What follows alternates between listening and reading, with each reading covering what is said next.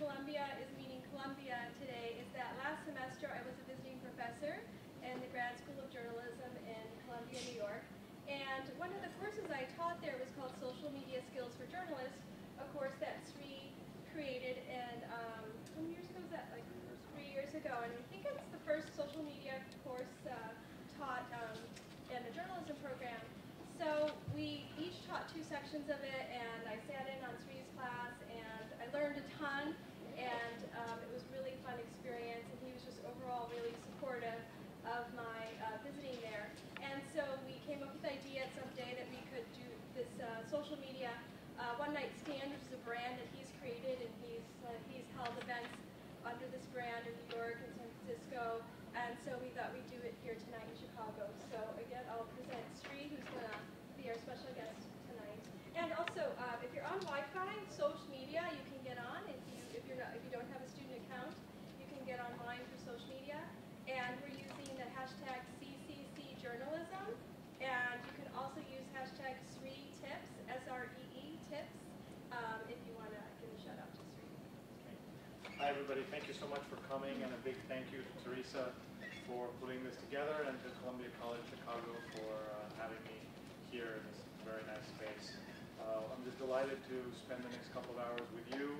I know the branding is awkward, but you still came, so that's good.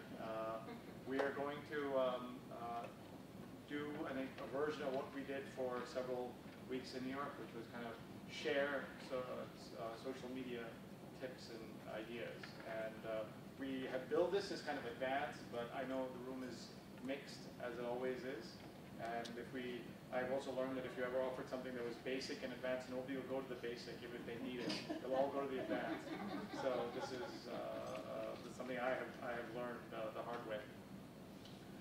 We're going to be sharing lots of things, so I hope you will, if you don't have a piece of paper, you'll borrow one from a neighbor, because you want to be taking lots of notes throughout. You don't have to be tweeting if you don't want to. You don't have to do Facebook or anything, but you must take notes to make it useful for yourself, because we're going to share. I hope you will hear at least 60 new ideas, or 60 ideas. I don't know if they're all new, and then maybe at least 10 of them are new to you. And then we'll just see how it goes. And we will do a break at some point. We had billed this as going from 6:30 to 9:30, which is a very long time, with a reception that started at 5:30. So really, we're going to be here maybe breakfast right after. What do you do after a one-night stand? So what we'll do is we'll have a break in between, and I think we have some cookies that we will offer you outside. You can't eat in here. But let's just see how it goes, and we'll kind of just have some fun with it. You've all gotten these cards. Did everybody get one? Who didn't, please let me know. And we have extras here as well. And these cards are part of this idea I have about journalism, that journalism and communications, media, art, anything that you folks are involved in that involves connecting with people needs to bring together 2 things: the physical and the virtual, the digital and the real world. And that's a theme that I'm going to return to many, many times. So if you look at this, this is a card that is all about Twitter in a little card. And you say, that's really weird. And I used to kill a lot of trees and make 20-page handouts that I'd give people at conferences. And people would take them and never look at them again. To the point where I would bury on page 18, I would say, if you read this, email me, and like nobody would ever email me. So I knew that nobody was looking at it. And you know what happens? You go to a conference, you collect all this paper, you dump it in your table, and you never see it again. So we moved to this format, and this idea here is that it's almost everything that was in the 20-page document, but it is much easier for you to carry around. But also, it was that marriage of the physical and the virtual. And you can see right on the left side here, it says my social media guide, which I will show you and return to in a little bit. And then the other thing you'll find on here is that it makes great dental floss. So you want to keep this for nothing else except maybe to clean your teeth. But it does have multiple uses. But again, by thinking about having it in this sort of small format, there's a better chance you might put it in your wallet, put it in your purse, and carry it around. I hope you're all following Teresa, and you're so lucky to have an expert on social media right on campus, right here in Chicago. There are obviously lots of other experts on social media. We don't say we know everything. In fact, I say I don't know most things, but I know where to look for them, or I know who to ask. And so please do follow Teresa as you're going through today. We hope that those of you who do tweet will follow each other and retweet each other. When we had this event in New York, one night I got over 40 new followers. So by attending, yeah, by you were not even speaking. Yeah, on that one, right? just by attending. So if those of you do tweet, who's going to be tweeting tonight? Anybody here tweeting? Okay. A few of you. So be generous and retweet each other. I will be showing you my social media success formula a little later, and in that you will get some ideas about kind of one of the key words in there is generosity. And we're going to, a couple of tweets you might want to do. One is that you're at CCC, #CCC journalism, or say thanks to CCC journalism for hosting us, something like that. And then you might also want to do it, when you actually have a content-based tweet, you might want to put 3 tips on it, because then people around the world who know we're doing this conference or with this talk can follow along. So it's a way for you to amplify what's being said here. Just to give you my contact information, let me just go here. So my email address is sri@sri.net, and my Twitter handle is @sri. I have 2 Facebook addresses for you. One is facebook.com/sritips, which is my technology business page, and facebook.com/srinet, which is my Facebook profile, and we'll talk about those. And there again is my social media guide that you can look at. I've recently started a blog over at CNET, and I'm going to talk about that to get us started. And I am going to show you the post I did most recently, which is about getting social media lessons from an unusual person. Part of the reason I'm showing this to you is I believe we can all learn about social media from other industries, and we should be keeping our eyes open for new ideas, tricks, tips that we can borrow from other people. So these are social media lessons from Bubba Watson. I don't know how many of you follow golf, but Bubba Watson just won the Masters, which is the biggest tournament in golf, and he was such a charismatic, interesting guy. And over the last week, he won it 2 Sundays ago, and I wrote this on a Saturday. And you can see that this got some traction in terms of interest, because you can see 461 tweets that they were able to track to this, and Facebook and all these other, even LinkedIn. I mean, you never see so many things happen with content on LinkedIn, but you can see, and there's Google Plus as well. And we'll talk about these social, what we call a social bar, and you see different social networks on there. One of the things that happens with these is that people now expect to see some traction before they read something. It's a little weird, right? So if you like, somebody might come here and see, oh, only 1 comment, I'm not going to read this. But they might see, oh, there's lots of other things, and they may read it. It's an unfortunate byproduct of kind of the world that we live in right now. Let me show you here using a service called Twitter Counter. So what you should be doing is, on a sheet of paper, you should write down things I want to try. Even if you tweet and everything else, just what are concrete things you're going to try when you go home, or tomorrow, or later in the week. As I said, we're going to give you lots of new tools, and so you want to write them down. So this is called twittercounter.com, and what it allows you to do is to see the growth of your Twitter followers and how many followers you have. And as you can see here, March 14th, he had a certain number, and every day it was going up 20 to 50 people. And if you know golf, you know that the tournament takes place Thursday, Friday, Saturday, Sunday. On Saturday, he made a big move, and look, he made a big move on Twitter, right? 2,000 new followers. And then he wins, and it goes up to 61,000. He wins again, and then he goes on this, he goes on Letterman and all these other places, 71,000. And now he's at 541. So he went from 255 to 541 in the course of a month, or less than a month. So this is one of the things that I wanted to just show you, that you can kind of get a sense of where people are going and how they're doing on social media. Please ask a question if something doesn't make sense. Please do ask about it. He also just recently got a new son, I think the day before or the 2 days before.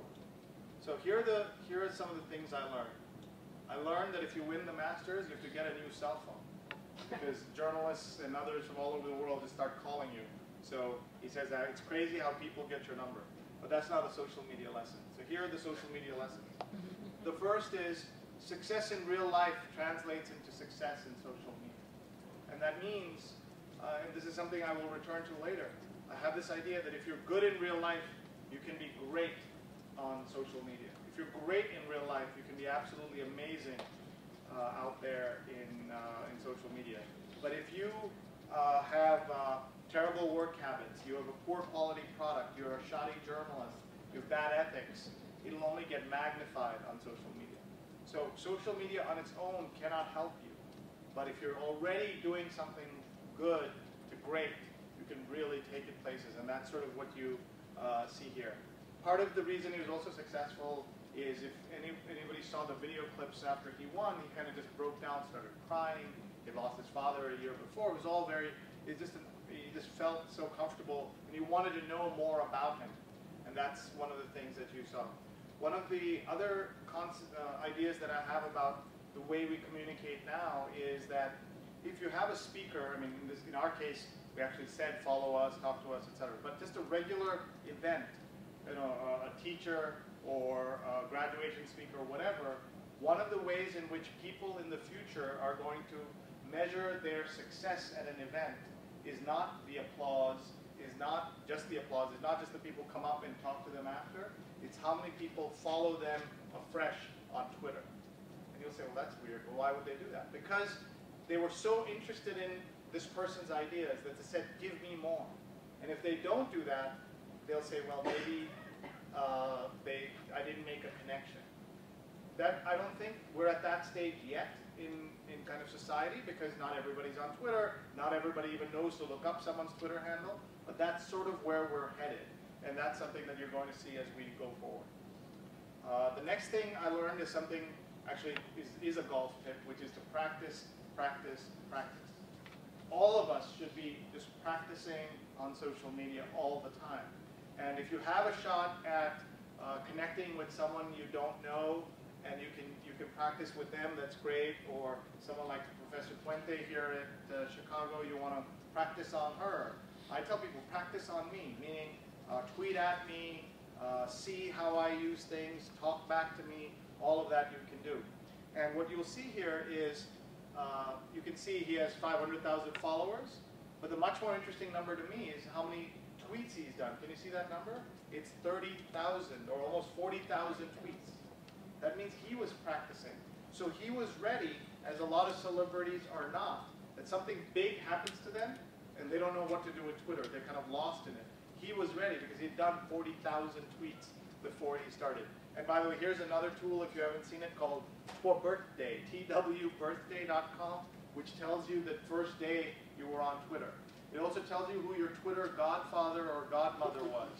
What is a Twitter godfather or godmother? Anybody know? The first person you followed. That's right. Not your first follower, first followee, right? So, yeah. So you can see that on twbirthday.com. So take a look at that. So practice, practice, practice. The next thing here, connect with your readers as often as you can. And that means responding to people when they talk to you, connecting with them. And there's a journalistic angle to this. One of my friends ran social media for Al Jazeera English and the NewsHour on PBS.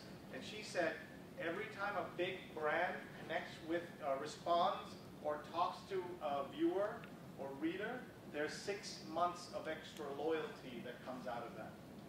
And that's pretty dramatic because they're just so excited to have such a big company talk to us that results in 6 months. When I talk to people, it results in 6 minutes of loyalty. So that's how that works. But yeah, I think you were there when she said that. Kate came and said that. So here's Bubba Watson, busy guy, right? Saying thanks to everybody who wrote to him. What was interesting is that if you're a journalist, he's less likely to talk back to you because he says, I already have a big PR operation, you talk to them, you don't need me. But individually, if you're an unknown person, he will talk to you. Now in this case, it just so happens that I caught a whole bunch of thanks tweets, which are not that important, but you'll see later that he does tangle with people. Next, be on more than one network. We're always thinking, well, we should be on one network, and you should be. But if you can, try to be on more than one network. One of the themes for today will be how to do sustainable social media. How do you do social media? Keep your day job, keep your relationships, keep your family, keep your kids, all of that stuff. So we'll talk about it. But here's a guy who's able to do his own, all the stuff on Twitter, but also does Facebook. And he is very active on, he's got a YouTube account that's very popular. It has 1 million+ views of these wacky videos that he does. And he has an official website and all of that stuff as well. And you can see that. By the way, one of the things that that he does is he takes all his tweets and has them go onto his Facebook page. I do not recommend that for anybody to do. I think that unless you're a celebrity, we should be crafting our own strategy for each network. When this course that Teresa mentioned I first taught at Columbia, I said to my students, if your parents knew you're paying Columbia tuition for a class on Facebook or Twitter, they'd call my boss, Nick Lemon, some of you know him from the New Yorker, and get me fired. Instead, I said we have to think about journalism and social media in a more strategic manner, and that's what you have to do. So you can't just take your Twitter and put it on Facebook. There's nothing Facebook people hate more than all these tweets that come along with the hash and the @ and they have no idea even what that is. So don't do that. But he's a celebrity, he can kind of get away with that. One of the reasons why he doesn't have as many followers on Facebook as he has on Twitter is precisely because he's just duplicating and not connecting. If you look here, he just takes his tweets and throws them on there. There's no real dialogue. So, I mean, he has a good number of followers, 72,000, but it's nothing compared to 500+ thousand. Does everybody see the difference? And please, at any point, ask. Just jump in and ask anything you like, okay? We talk about Sure. noise to signal ratio here. Yeah. So in his case, you know, he's able to, people put up with celebrities a lot more on the noise. But let's make one clarification, which some people who are new to Twitter don't understand, and I'll just make that here. You see how he starts with Finest Kitty? You see that? @Finest Kitty? When you do that, or @Dr. Raoul Duke, those are only seen by the people who follow him and follow Finest Kitty. Does everybody understand that? Those of you who know more of this, of course, know this already. But this is an important point. So that's a way of reducing that noise to signal problem because almost no one sees these tweets. So what's happening is that if you start a tweet, like if you today, you said, @Sri is talking about Twitter, let's say. Almost nobody will see it because only the people who follow you and follow me together will see it. And that Venn diagram is very small. So you never want to start a tweet unless you're doing something like this. And there are some different ways of thinking about this, but that's why he's able to do it this way. I think there's a question. Yeah. I just had a question about Sure. pushing out Facebook information to Twitter as a method of maybe driving traffic back to the Facebook page. Okay, we're going to talk a lot about how do you drive traffic, and she's also going to talk about blogging in the age of social media. I believe that all your content is on all these networks is great to have all that, but it should all have a home. And it should all go home somewhere. It can either go home to a Facebook page, or go home to a blog, or go home to a website, or all of the above. But it must, that's why we're talking about doing this strategically. And that's something that's going to come across.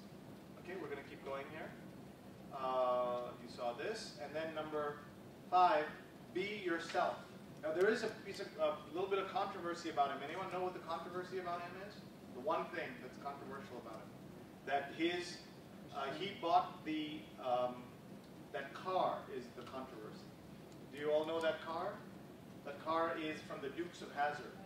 Anybody remember this show? So I come to this country at the age of 9, and I fall in love with the Dukes of Hazzard, right? A jumping car chased by the cops. What a great thing this is. I absolutely fall in love, and I had no idea there was any controversy. What is the controversy about that car?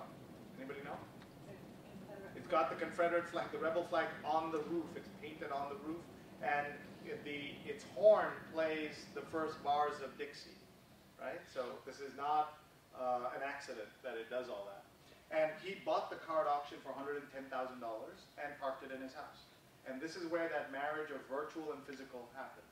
Nobody would care if he bought it and parked it in his house. It doesn't matter, right? It's perfectly okay.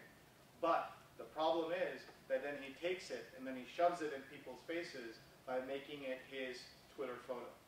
You see that? So every time he tweets, this is what you see. You can be yourself, and so I want to make this clear that it's really important to be yourself. Here, I give him great credit. Look at this. He thanks people. He talks about God here. He has some fun. He says, how do I get my hair to look so good? Because people are always talking about his hair. He says, goat's milk. You know, it's obviously not. He says, Happy Easter, everyone. And here, I think it's great that he wears his religion on his sleeve the way he does. That's perfectly okay. Even as a Hindu, I can admire what he has done there. And even I had a Happy Easter everyone tweet. I didn't have the hashtag that he did.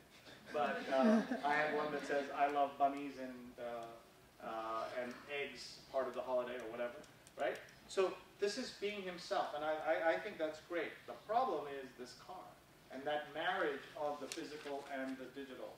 And then what he does is he starts having to reply to people. So here is a gentleman who says, I grew up loving Dukes of Hazzard, had many 01 cars as a child.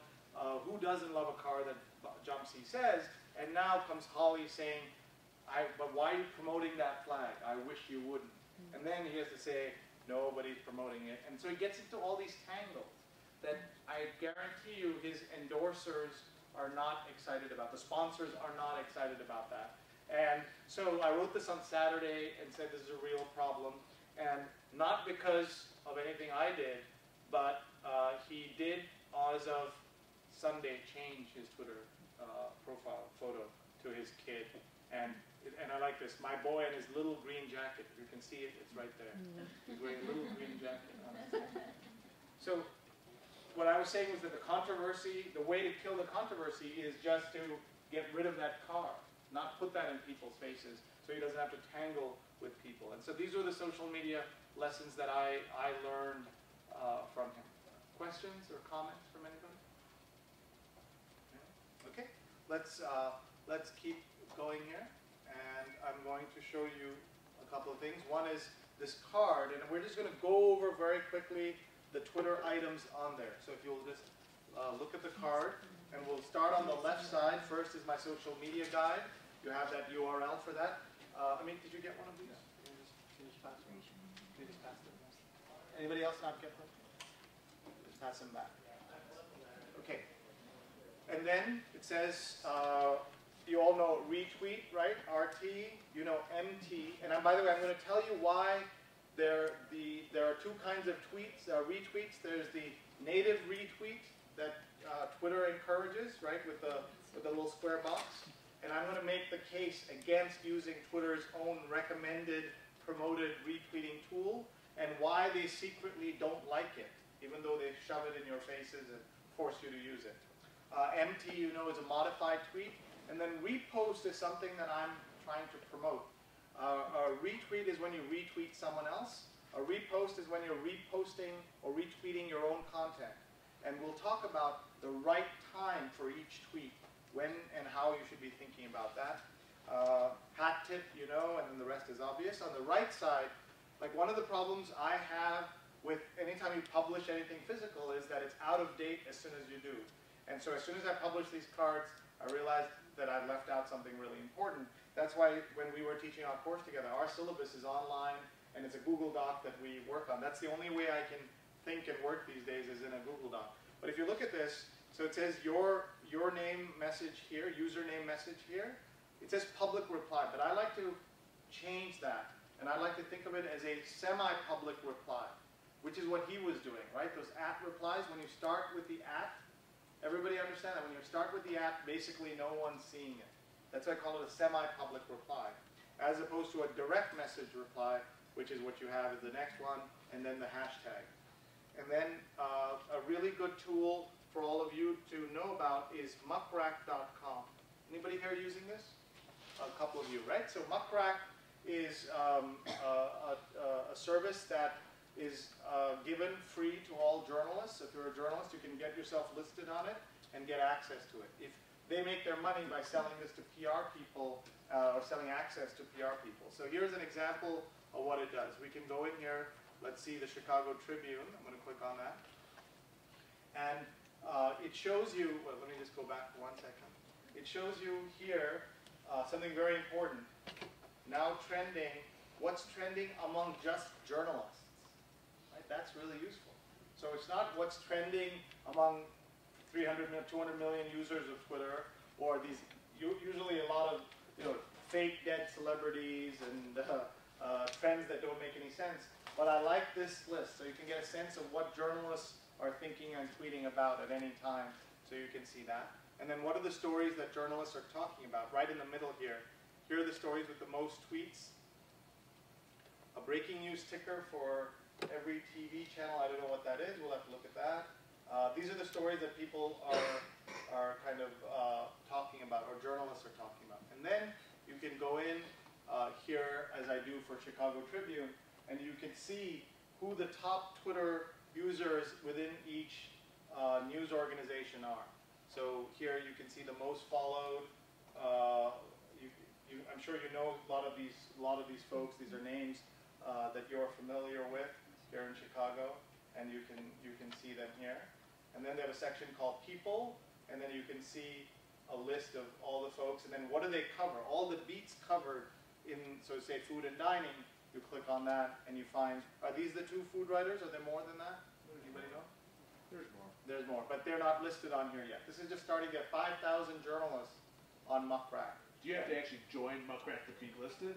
No, they should be able to pick you up automatically, but as you can see, let me look at business here. There's certainly more than 5 business reporters at this. But it's also, they may list you without putting you in the right box because they're just doing it. But they have 5,000 journalists but you here. can submit, kind of submit yourself to them, and then they review it to verify that you're a Yeah, 'cause Bruce journalist. Jackson doesn't even work with the Tribune. Yeah, well, because this is all kind of being done Right. by themselves. Here are the stories that are popular, and then you can actually see all the tweets that people are sending within the news organization. So you can see that. Does Ray Long do a lot of tweeting? He does. Yes. Oh, yeah. So you can see that. And then the overview page also gives you here what are the most popular stories right now, and then who's most active today within the Chicago Tribune. So you can imagine that this is a very good, useful tool. You can go in here and then follow the people you want and all of that. So you can do that here. And once you join, you get a pro account as a journalist, and then you can search by topic. You can search by category, things like that you otherwise would be very hard to find. So I tell students that if you want to work somewhere, go and look and find and start tracking people according to the news organization. So you get a sense of what people are saying and doing. Everybody got that? So that's what Muckrack is on this. And then I also tell everyone that you should learn how to tweet via SMS. How many people here have that set up? 1, 2, 3. Everybody should learn, because you're going to be in some kind of situation where you don't have the ability to use your smartphone. You can only communicate via SMS. So write this down as a to-do list, because then what you can do is you can just tweet to 40404. Once you set it up, you go to 404, you tweet 40404, and the tweet goes out to the world. Why is that important? One of my students was one of 9 Columbia University students, one journalism student, who was stuck in Haiti after the earthquake. And the only way to talk to his wife heard he was safe a day and a half before all the other parents and relatives heard about their loved ones. And she heard because of Twitter. And then during the 5 days it took us to extract him from Haiti, the only way they could communicate except for one 60-second phone call, what was via SMS, Twitter. So you've got to really use and think. One of the things that I will keep coming back to is you have to use these tools when you don't need them so that they're in place for when you need them, right? So it was luckily for the husband and wife, they were both on Twitter and knew what they were doing. If he had ended up in Haiti without knowing Twitter, she would have been waiting on a whole day and a half to know that he was okay. So you've got to use these when you don't need them so that they're there when you need them. But if he could text to Twitter, why couldn't he text? There was some very unusual thing going on with the Haiti phone system, so they could tweet to the local number there, and she could read it here. It was very complicated, but that was the only way they could communicate. And it was after this was all over, I put together all their tweets into something I called a Twitter love story based in Haiti. And you can see, like, one of the things that they didn't do was they were not following each other. And I tell people, follow the people in your lives that you care about. So they were having these public conversations where she was posting publicly and he was posting publicly. And then after she was relieved, she was really mad at him, right? And so she's like calling him all these names, and he's like, please follow me and tweet at me directly. Don't public. So please follow the people in your lives that you care about. Okay, let's see here. Okay. Here I want to show you what I call a sign of the times. I don't know how clearly you can see because these lights are so bright, but this is what I call the most digital cover the New Yorker's ever done. You can turn the lights down over there, by the way. Okay. Yeah, you can adjust the front. That's good. Is that Yeah. better? Yeah. Thank you. So I don't know if you can see that buffering sign there. So this is a piece of art. What would you call this piece of art? Like if you were to give it a title, what would you call it? Buffering could be one, but what's something else you might call it? Waiting is what it is actually called. And so I thought this captures what we are doing a lot of these days. We're just sitting around waiting for some doodad, gizmo, etc. to react to what we're doing, whether it's at an ATM or on the web. I posted an article about this and posted this photograph, and someone in the comments said they were waiting for the picture to load. They didn't understand that was a piece of art, and they thought it wasn't loading. But this is kind of the environment we're in. You might remember when, back in the 90s, some of you were online then, that we used to call it WWW, the World Wide Wait.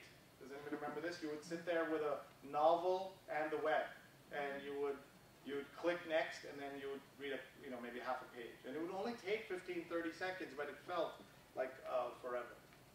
Here's now the dirty secret of social media.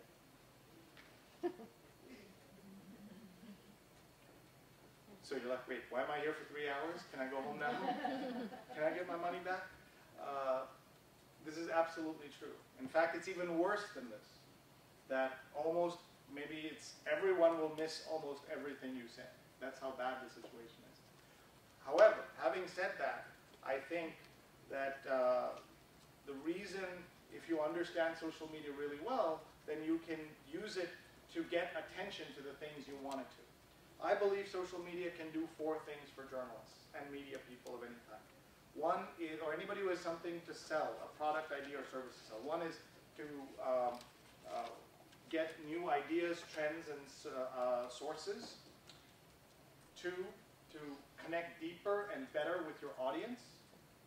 3, go get more eyeballs and traffic to your work. And 4, build your brand. And in each of these things, I'll come back to them throughout the presentation, but we have to think about all 4 things. I find almost no journalist, or very few journalists, thinks about all 4 of those things. People think about branding, they think about more traffic, but they don't think kind of strategically about all 4 things. And the reason you want to do this strategically is because we're all leaving, I believe, eyeballs on the table. Not to be so graphic, but what that means is, because eyeballs are the currency of the web, we're leaving money on the table. And our organizations aren't pulling together to do social media better. Now, having said this, I should also tell you that this is true of every other medium also. But we just never think about it. I'm on TV once a week in the #1 market in New York. I was on #1 station, now I'm on the CBS station, and almost nobody watches me. Even the people I know, almost nobody watches me. No, almost nobody in my school watches me. Most of my students don't have a TV. Almost no one in my building watches me. And absolutely no one in my own house watches me. Right? Just the other day, my wife said, okay, we're going to watch you this morning. It's 6:50 in the morning. Kids are awake. They're getting ready for school. And she's, okay, we're going to watch you today. Don't worry.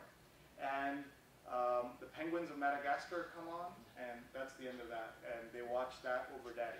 So this, what I've just said here is true about everything. I was on the Today Show several times, and almost nobody saw it. Obviously people saw it, but almost nobody saw it.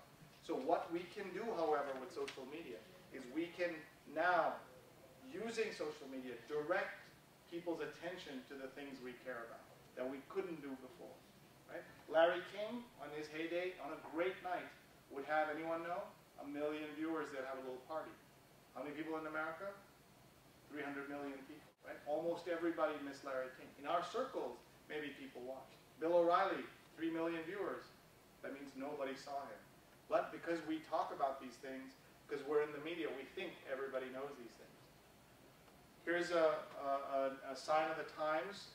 I'm a big believer in hashtags, and that hashtags should be part of all conferences, conventions, presentations, big stories you do. You should be always thinking about how you can build a hashtag into your work. So Jesse over there knows from having come up to Columbia for Admitted Students Weekend that we really threw the hashtag in everybody's face. And you kind of have to do that if you want people to use them. At events I run, we actually put the hashtag on every name tag so that you're always reminded. I believe you have to put the name tag in the hashtag in the invitations that you send out. And here what you're seeing, I don't know how clearly you can see it, but this is Jeremy Lin. There was this thing called Linsanity for about 2 minutes, and then he injured himself. And what you're seeing here is that they put SI Linsanity on the cover of this. And this was a new thing for me when they did this. I'm sure some smaller magazines have done this, but no one had done it like this. And they also took the hash Linsanity and added the SI Linsanity. There was some controversy about this. People within SI itself were kind of ambivalent about it.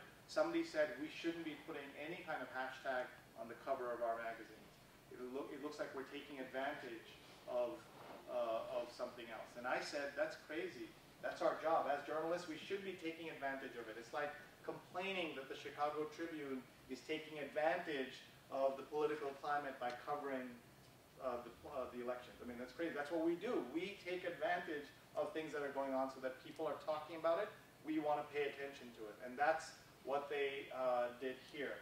And I believe that if you give people the hashtag, as you can see on the bottom of the document I've given my hashtag, is that you have a better chance that they will use it. People are going to talk about you anyway, so why not give them a digital fence where you can track what they're saying? Like right now, I give you the hashtag, I ask you to use the @Sri, and so that that's the ability for you to talk about me behind my back to my face, right? So I can go back later and read it and know what you were saying. It's kind of that whole back channel conversation that's increasingly something that you're seeing. You may have heard of what happened at South by Southwest this year when Ev Williams, one of the founders of Twitter, he was speaking to a room that was completely full, 1,000 people, and he was being interviewed on stage, and it was did anybody hear about this? So the interview was a keynote. People were locked out. It was so busy, but it was actually a little dull, so people started walking out. And they just saw hundreds of people just walking out of the place. And so finally, Ev goes onto Twitter and says, I see from the back channel that you're unhappy with this conversation. Please tell me what you want. I'll answer 10 questions right now. And he was just trying to get that audience to react, to pay attention to him. He's the founder of Twitter, and he was having that issue. Any questions? Yeah. Did it work? Well, people stayed. Then they were really curious about what it was. It was also as much an indictment of the interviewer as it was. The same thing happened when, a journalist interviewed Mark Zuckerberg at a big conference where people just started saying how horrible the interview was, and it was a whole parallel conversation that's happening. Any questions? So let me just show you the value of having your hashtag and working. You just can't have a hashtag. You have to do something with it. So we run something at Columbia in New York called Social Media Weekend. It's every January, and we build in the hashtag into the invitations and all the name tags, the signs. We say it 100 times during the weekend. So we had 500 people show up for the conference. And if you, I don't know, I mean, that's nothing, right? What is it called here? The McCormick place? What is it? Is that what it's called? Like 50,000 radiologists come for a conference and things like that, for their big conferences. That's what it's called, right? McCormick place? Yeah. So here, you see we had 500 people, but we had almost 2,000 Twitterers. That means the conversation wasn't just the 500 people in the room, it was these people around the world. 12,000 tweets from 500 people, because it's not 500, it's 2,000. Or if you look there, they had a reach of 8.4 million. That's the number of followers those 2,000 people have. So 2,000 people can reach 8.4 million. That's the power of all of this. It's not just the people you know, but it's the people who know the people you know. And that's what you're seeing here. And then the impressions are the multiplier of the number of times they tweeted, those contributors. The number of times they tweeted gets you the impression. So a way to think about it is, if I have 1,000 followers and I tweet, my reach is 1,000. But if I tweet 10 times, my reach doesn't increase. It's still, because the reach is still the same, but the impression is 10,000 impressions. Does everybody understand that? Yeah. And how did you build this? Good question. So there's a tool called hashtracking.com. It's a new tool that they are looking for people to try it out. So if you're interested in this, please let me know and I'll connect you directly with them. And for your next conference, your next big story in your paper, talk to your, or your magazine, talk to your editor and say, we've got nothing to lose. Do you mind if we just put a hashtag on it? And see, people always are wondering what the hashtag is, and you want to give them that opportunity to understand. I'm going to show you just very quickly an example of a right way and a wrong way to do it on TV. So let me just show you this. I mentioned that I do a blog on CNET, and this is that. So it's bit.ly/sweetips is the bit.ly, is the link to my posts, my blog posts. But we'll come back to some of these. But I just wanted to show you one thing. Sorry. Yes, you had a question? Do you find that, is there any rule of thumb of how long the hashtag should be? Yeah, it should be, my rule is it should be as short, so let me tell you what the exact rule is. Guideline. These are no rules, right? We're all figuring this out. We're all making this up as we go along. The way I think about it is, for a hashtag, it's the shortest possible recognizable hashtag. So anybody can make a hashtag. Anyone can pollute your hashtag. That's why it shouldn't be shortest. I didn't say the shortest hashtag. Shortest possible recognizable hashtag. That you don't want some, and memorable might be another word, so that people remember and they use it, but at the same time you don't want some random people using it. We used to use CUJ, we used to use CJ9 for our graduating class. We'd give them a Twitter hashtag.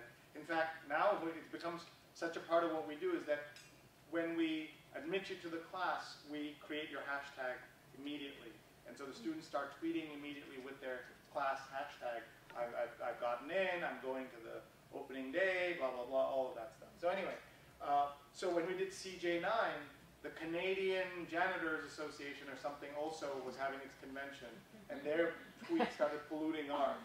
So that's why we went to CUJ09, just to make it a little longer and reduce the chance of somebody else coming. That doesn't mean someone couldn't just deliberately ruin try to inject tweets into, but that sort of doesn't matter. So let me just show you what I call the right way and the wrong way to do it on TV, because I'm sure some of you are TV. I gave you the print example, but here's TV. This was a great example on Fox Sports. I know you probably can't see what it says there. Let me just turn this off. Is that a little easier to read? But then you can't take notes. So turn the light back on or off? Fine. What? Off? Okay. But you can take notes if you want to, right? Okay. Is this better though? It is, right? So look what they did. #Daytona 500. They had it there almost the entire show. And then this was really funny. There was a rain delay, so they put that in as #rain delay. And the point is that people are going to talk about it anyway. Why not bring it in and make it clear? So there's also a very practical reason they did that. Can you guess what that is? You don't need to run a long thing saying, this is under rain delay, this is under rain delay, coming back, right? By just having the hashtag, problem solved. Otherwise, if you ever watch a Cubs or a Sox game, they'll say, in rain delay, or the game has been interrupted by rain. You don't need to say that if you do #rain delay. So they've done that. And then this was really nice. People are always wondering what the hashtags are of the people they see on TV. And very few TV shows have done a good job of this. Maybe your local TV stations have. Anybody here notice if they do the Twitter handles of the anchors? Do they do that? Anybody does? Which one? There's a Spanish station. Spanish station does? Any of the other stations? So that's a simple thing. Why not do it? People are going to talk about you. Why not let them know what the right handle is? Actually, Sally Duros has retweeted a tweet by Rob and CCC Journalism hashtag. So, for example, she's not even here, and she tweeted that that Sri threatens to share 16 new ideas. So it's an example of someone not even in the room is following what we're talking about. And then, so that's the right way to do it. And the wrong way of all things, I call it the ABC's Oscar fumble. This was the Oscars. Now you'll say, well, what's wrong with this? The hashtag was barely ever on the screen. It only came when they were going to commercial. And you know what happens when people when it goes to commercial. People run to the bathroom, right? And they only showed it for a second, and they always showed it over some absolutely gorgeous actor or actress, right? So they showed this, George Clooney. Like, everybody's looking at the actor, not looking at your hashtag.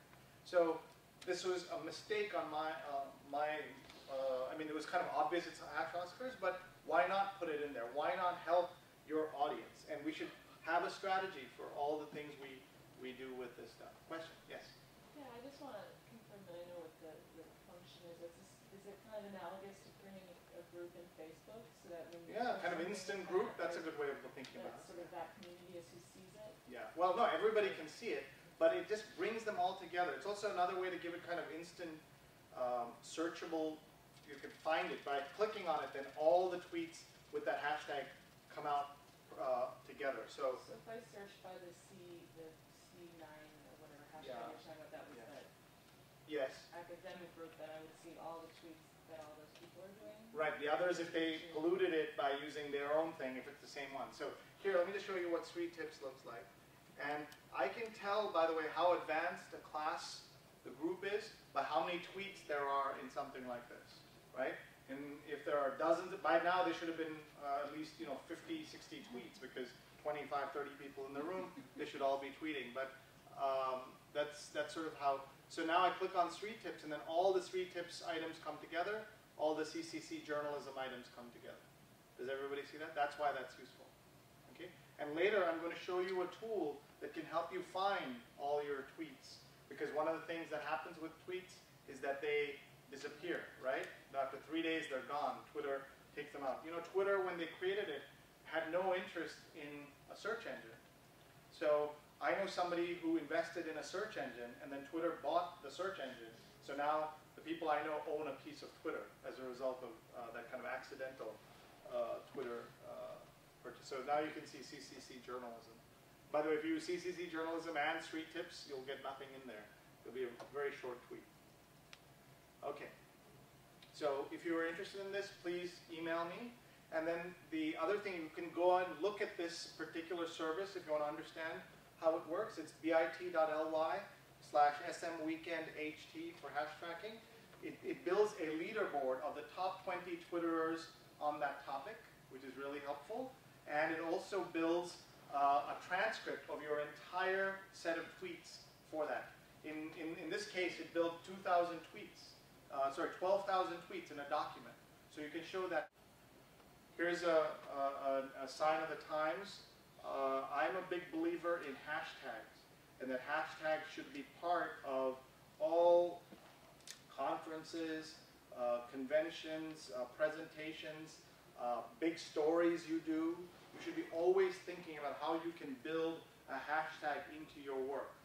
So Jesse over there knows from having come up to Columbia for Admitted Students Weekend that we really threw the hashtag in everybody's face.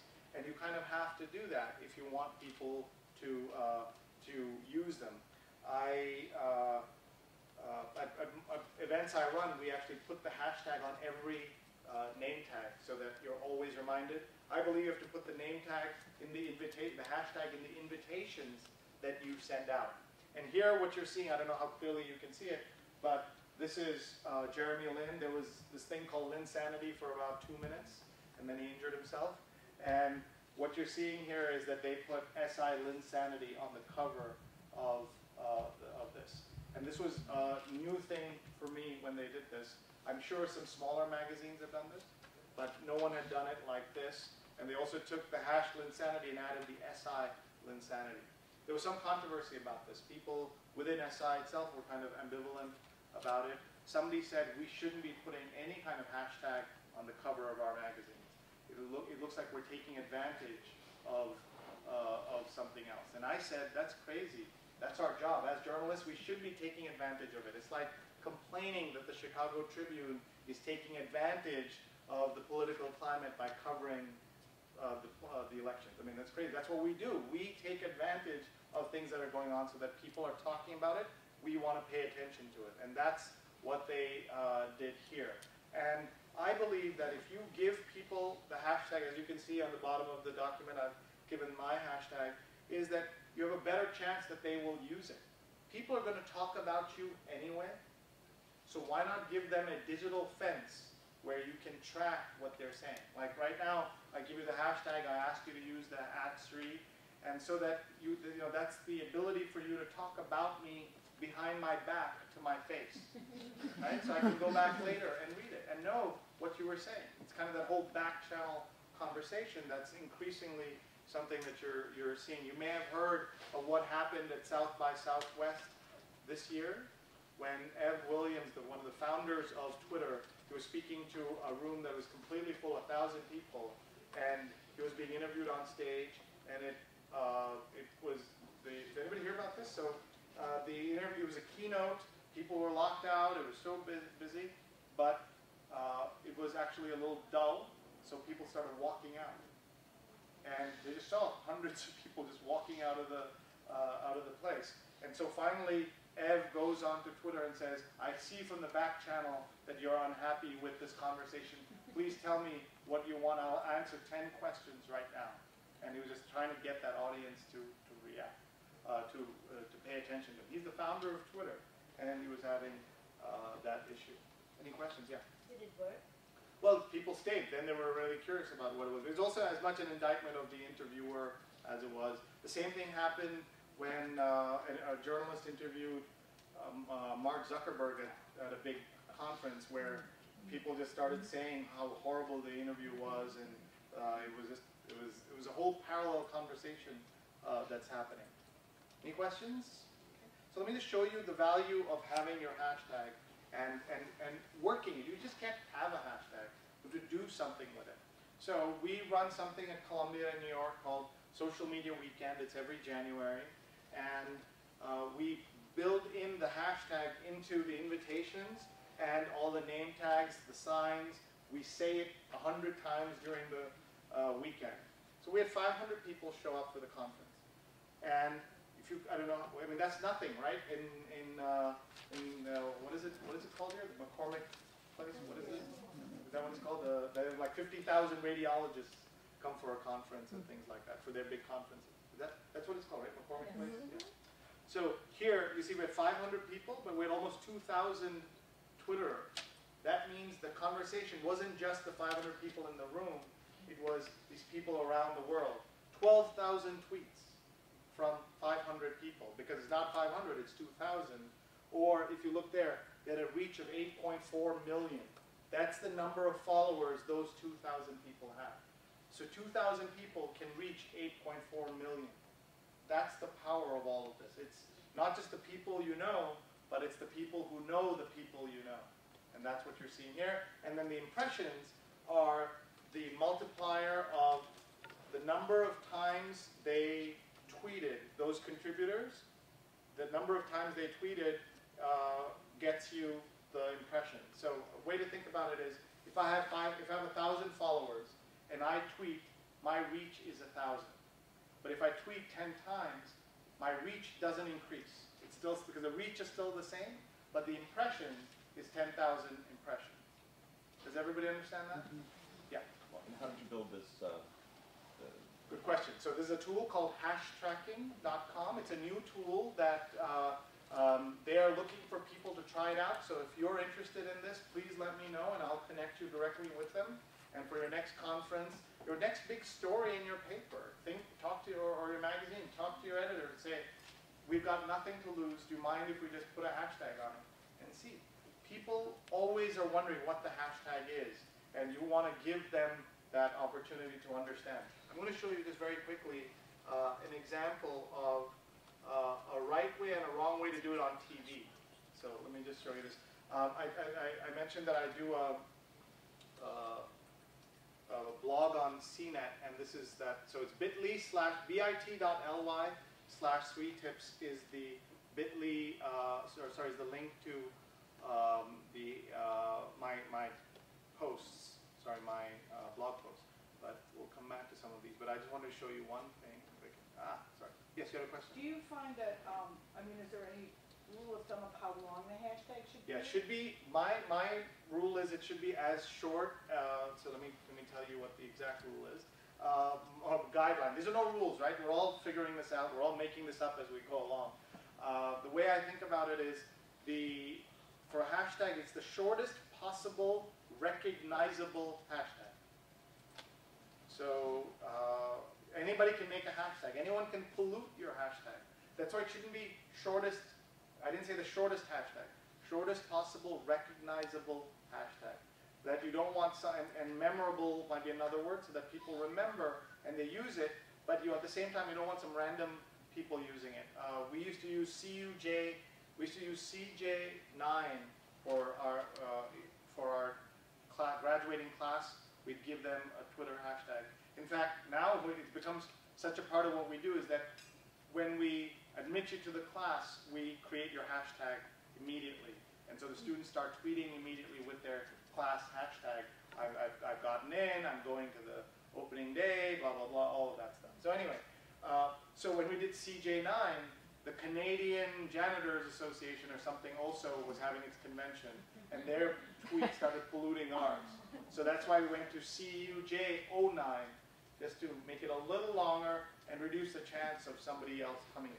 That doesn't mean someone couldn't just deliberately ruin try to inject tweets into, but that sort of doesn't matter. So let me just show you what I call the right way and the wrong way to do it on TV, because I'm sure some of you are TV. I gave you the print example, but here's TV. This was a great example on Fox Sports. I know you probably can't see what it says there. Let me just turn this off. Is that a little easier to read? But then you can't take notes. So turn the light back on or off? What? Off? Okay. But you can take notes if you want to, right? Okay. Is this better though? It is, right? So look what they did. #Daytona 500. They had it there almost the entire show. And then this was really funny. There was a rain delay, so they put that in as #rain delay. And the point is that people are going to talk about it anyway. Why not bring it in and make it clear? So there's also a very practical reason they did that. Can you guess what that is? You don't need to run a long thing saying, this is under rain delay, this is under rain delay, coming back, right? By just having the hashtag, problem solved. Otherwise, if you ever watch a Cubs or a Sox game, they'll say, in rain delay, or the game has been interrupted by rain. You don't need to say that if you do #rain delay. So they've done that. And then this was really nice. People are always wondering what the hashtags are of the people they see on TV. And very few TV shows have done a good job of this. Maybe your local TV stations have. Anybody here notice? If they do the Twitter handles of the anchors, do they do that? Anybody does? Which one? There's a Spanish station that Spanish station does. Any of the other stations? So that's a simple thing. Why not do it? People are going to talk about you. Why not let them know what the right handle is? Actually, Sally Duros has retweeted a tweet by Rob and CCC Journalism hashtag. So, for example, she's not even here, and she tweeted that that Sri threatens to share 60 new ideas. So it's an example of someone not even in the room is following what we're talking about. And then, so that's the right way to do it. And the wrong way of all things, I call it the ABC's Oscar fumble. This was the Oscars. Now you'll say, well, what's wrong with this? The hashtag was barely ever on the screen. It only came when they were going to commercial. And you know what happens when people when it goes to commercial. People run to the bathroom, right? And they only showed it for a second, and they always showed it over some absolutely gorgeous actor or actress, right? So they showed this, George Clooney. Like, everybody's looking at the actor, not looking at your hashtag. So this was a mistake on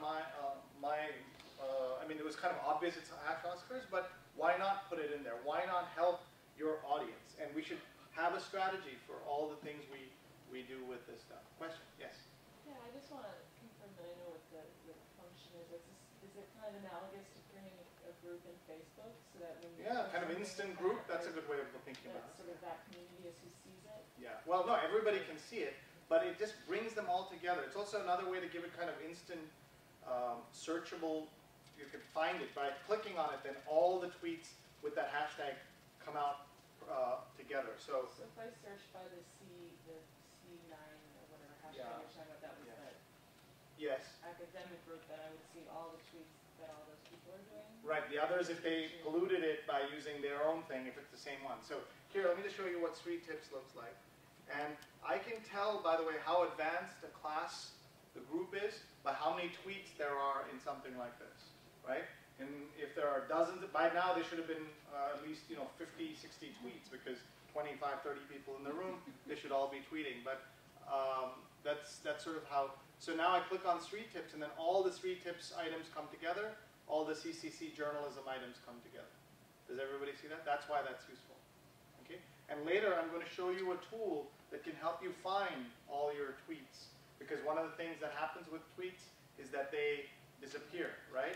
After 3 days, they're gone. Twitter takes them out. Twitter, when they created it, had no interest in a search engine.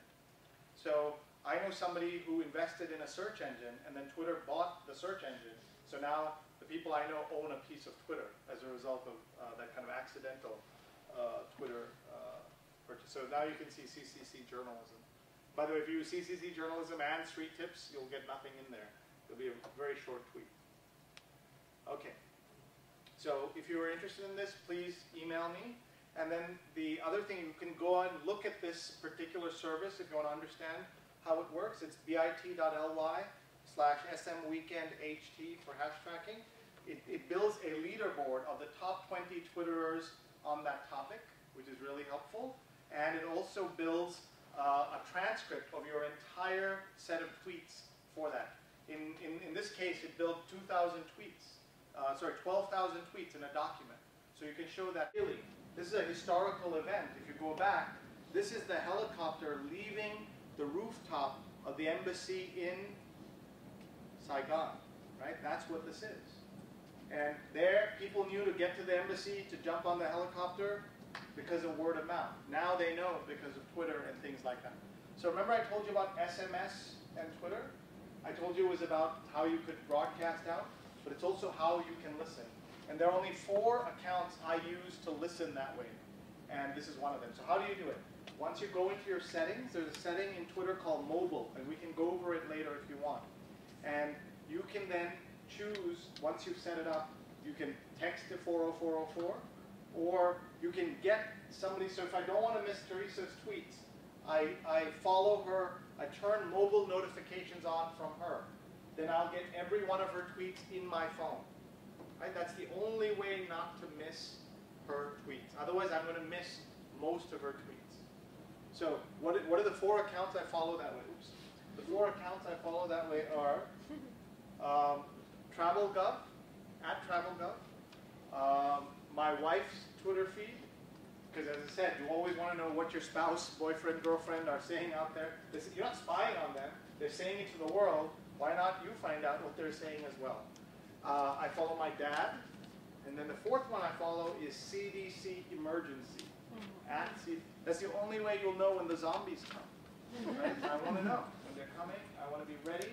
So @CDC Emergency.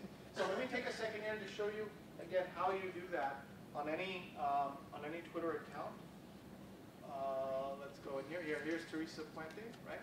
So. By the way, in less than an hour, I have 8 new followers because of this event.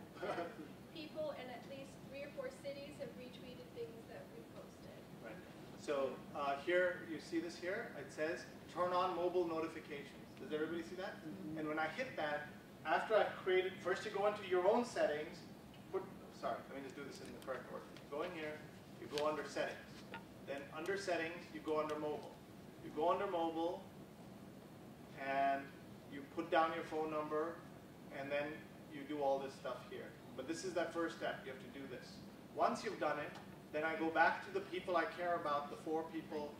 Not that I don't care about Teresa, but I don't need to get every one of her tweets. And then what I do is I go in here, turn on mobile notifications. First time I did this, I did it for Drudge Report. Big mistake. I got like 100 tweets in 2 days, right? So you have to really think about this. So if you're covering a beat, you're doing a series of, you're getting ready to interview the mayor next week. You have an appointment. For that 1 week, turn on mobile notifications for his tweets, so you don't miss a single one of his tweets. That's the only way not to miss them as they happen. How many people are doing some version of this? A couple of people. Okay. So please learn how to do this, and please follow TravelGov. I tell people if you don't follow TravelGov and you ever step out of the U.S., you're foolish, because you're just you're taking a chance. All right. Let's keep going. Speaking of the government, here's how Representative Giffords tweeted 10 minutes before she was shot. Right? Remember this? And then here is another congressman tweeting, and this is the famous Representative Wiener. I once did 2 hours on this case, and everything I said sounded so dirty that there is no way to say this without everything being dirty. So the only thing I want to say is, the key here is, you know what he was doing, right? You know the story? He was tweeting young girls his pictures of his underwear, right? And that's what that is. That YFrog is a Twitter photo sharing service. But it's all about the letter D. He meant to say @RepWiener. He meant to say, sorry, D space Jeanette Nicole, here's my underwear. Instead, he wrote @Jeanette Nicole. And the whole world changed for him. Now, I blame many people for what happened, with the lessons from this. One, obviously him, he's a big fat idiot and everything else, so let's set him aside. But I blame his congressional staffers. They so cared about his physical, where he was, who he was talking to, his finances, his physical, but they didn't care enough to pay attention to this. Because 3 months earlier, conservatives had started tweeting, there is something wrong with Anthony Weiner's Twitter account. And so who else do I blame? The reporters covering him. They could have had a global scoop, but they weren't following him closely enough or understanding what he was doing. So when he was caught with this, you know what he said? He said, this was how it was hacked. He said, my toaster is having trouble. What's next? The VCR clock? Like, it was just, it was just trying to get out of it. But that's the lesson for all of us.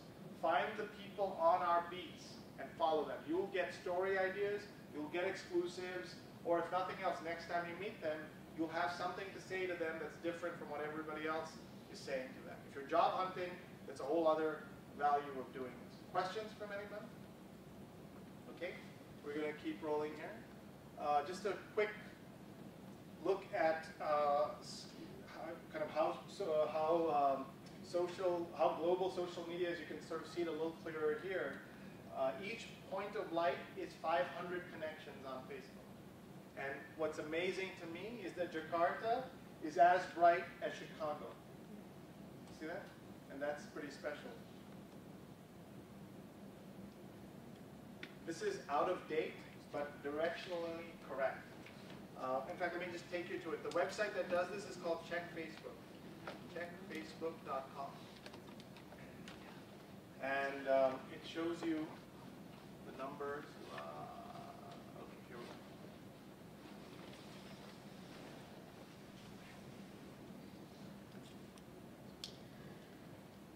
So here, look at these countries, and what reaction do you have on seeing these numbers?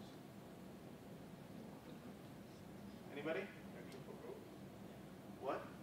Potential for growth. Potential for growth. What else do you see? The fastest growing economies. What else? How many developing countries there are, right? Do you see that? UK used to be number 2 18 months ago. Now look at it.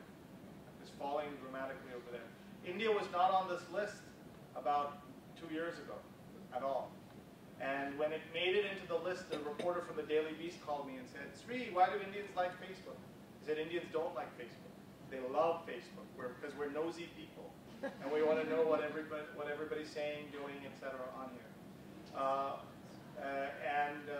One of the things that happened, just look at that number. Just the India number is fascinating to me because 45 million is a nothing number for India, right? There are 900 million cell phones in India.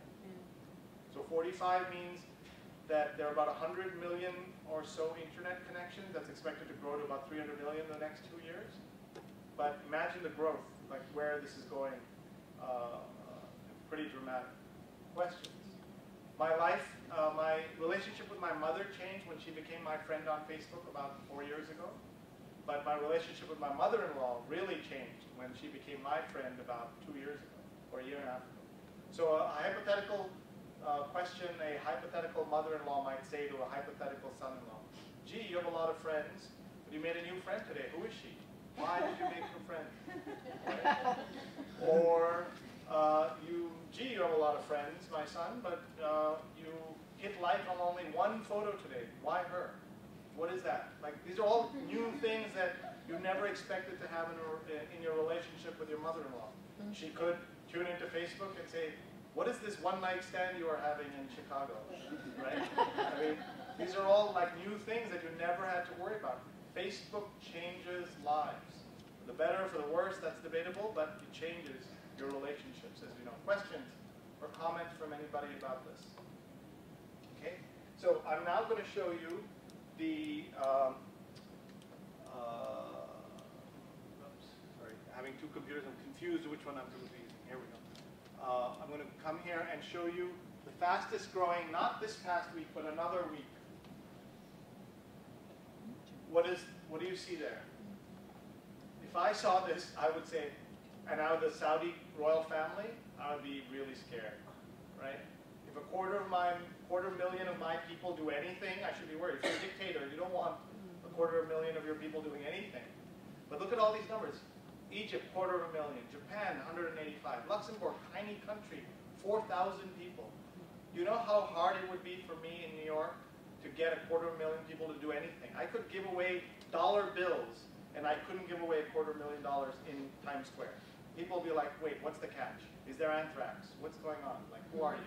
Right? They wouldn't just take it. But here, people willingly, happily joining Facebook. Any questions or comments about this? Okay. Just to show you how all of this changes, you're seeing Facebook and all the competitors in 2009. My favorite name, by the way, of all time for any social network is this one here. It's called Wretch. W-R-E-T-C-H. How did that work exactly? Be my wretch? Wretch mean? Like what? I mean, doesn't make any sense to me. But that was the name. But 2 years later, see what happens. Look at how many disappear. And Brazil is still on this thing called Orkut, O-R-K-U-T. Every Brazilian on earth is on it. But they're also on Facebook. Because you saw, Facebook, the third biggest on Facebook. And they're going to continue to grow. When you talk to Brazilians, they say Orkut is to talk to each other. Facebook is to talk to the world. And that's why they're on. Questions from anybody about this? And you're seeing Russians are not on this. I mean, there are millions of Russians on Facebook, but the dominant network is this thing called VKontakte, where you can say anything, find any Hollywood movie you want. That's why they love that. Right? And China, of course, is on none of these, right? They're on QQ, RenRen, Weibo, Sina.cn. I had a group of 100 Chinese college students come up to New York, and I spent some time with them. The number one thing they wanted to know was to see Facebook, because they were so excited about it, and they instinctively got it, because we had open Wi-Fi, so they got in there and made little Facebook accounts. It was very cute. Remember I told you, it's all about learning from other industries and other ideas. So here, we'll take a break in about 5 minutes. Is that okay with everybody? We'll have some cookies, maybe? Okay. So I just want to show you a couple of things. One is the importance of listening when you're out there. And here I wanted to show you the hash fail. You're all familiar with the hash fail? This is, if you're a reporter, you should be tracking hash fail very closely. Because that's, every time you see hash fail, that means somebody's unhappy with something you're covering, or the industries you're covering. Or tonight when I go back, I might find a lot of, went to at TC Puente's class with at Sri hash fail. Like, what a terrible speaker from New York. Like, you know, we're the city of broad shoulders and big Twitterers. Why did this idiot come in and right? So hash fail is something we have to learn. You remember the Seinfeld episode, any Seinfeld watchers here, where they are waiting for Chinese restaurants table and they're just constantly complaining to each other. Now you complain like this. Everybody makes mistakes. What's interesting is what you do after the mistake. Look at this. This is the hotel coming back and saying, hey, direct message us, tell us how we can help you. That's what we want to be thinking about. And by the way, this is, if you haven't been to New York lately, there's something called the High Line, which has been built. And it's this amazing new thing where these rotting pier railroad tracks have been converted into this beautiful urban renewal project. And they built this hotel over it. The railroad tracks go through this. And when you check in these rooms, you get a note saying, please close the curtains, because everybody can see what you're doing. And I think some people deliberately keep their curtains open on there. But this is what we can learn from. Questions? Yes? Can I just ask you a question about the content of that previous? Sure. tweet? Sorry, yeah, go ahead. Is that, like, when I see stuff like that, I think, why do I want to know this? I don't tweet stuff like that. Is there, what's the place for those? So they're not talking to their followers. Who are they really talking to? The restaurant. The restaurant, right? That's what they're trying to do. But they're also telling I mean, there's the whole Yelp thing. Why do people go through all that trouble to say good or bad things on Yelp? Because they want to help their followers know that this is a problematic place. Now, I didn't follow it all the way through. We will only be successful if she then says, thank you, Standard Hotel, guys, they at least responded to me, or something like that. I don't know if she did that. Okay? So let's look at There's another. a guy in Chicago that he'll bring pizzas to your house, Ramon. So if you complain about his pizzas, he will come personally and he will deliver a pizza. And Which then pizzeria is then that? he makes a movie of himself delivering the pizza and most of What is this brand called? He's Ramon De Leon. Ramon De Leon. is Oh, the it's guy. Domino's. He's Yeah, a Domino's Domino's. social media guy. We Oh, wrote he about lives here, but he we wrote lives a in story Chicago. about He it. lives in Chicago. And he's like the Domino's social media Yeah. manager. When people complain, He shows up. says, So can we all just complain and we'll get free pizza? 20 pizzas. too bad it's Domino's, Tweet but him yeah. now, he probably would send pizza. Yeah. So okay, now let's look at this tweet. You're familiar with this airline? Okay. So Robert Verdi is like an on-air like stylist. He's not a journalist, so this is okay. But one of the things that I tell journalists is that, you know, what you just said a minute ago, you don't do those tweets. It's probably a good idea not to do them. Because you can be sure AirTran is keeping track of every tweet like this, so that when your paper eventually does an expose on the airline business, they'll pull these out and say, look, you were biased from 3 years ago when blah, blah, blah happened. So I learned a lot from this guy named David Carr, who's a New York Times columnist. Some of you might know him. What is his Twitter handle? Anybody know? Cartoon. Cartoon. C-A-R-R, the number 2-N. Cartoon. And by the way, one of the things you can do if you're on Twitter is, as I mention people's names, you can tweet at them saying, hey, at Cartoon, we're talking about you in at Sri's class. It's kind of a nice little way to make that connection often when we do that, people respond, and it's a nice little way for you to make a connection. But what he says is, he looks at every tweet he writes through the eyes of his blank. Boss, correct. But, and somebody else. He says, I don't want to give a headache to my boss, so he says, I look at every tweet through the eyes of my boss and blank. And his boss's boss. And of my bosses and of my boss and his bosses is what he says. Right? He's saying, I don't want to make trouble for them, so I look at every tweet through the eyes of my boss and my boss's boss. Why that extra thing? Because your boss might be really indulgent, really love you and think you're great and let you do anything. But your boss's boss probably is not like that. Yes? With both of those tweets, it looks like there's not an at before it. So how does AirTran see that? They follow this guy? No, in this particular, in the other case, there are these. That's what's so wonderful about the Standard Hotel listening that hard. That means you're really listening, right?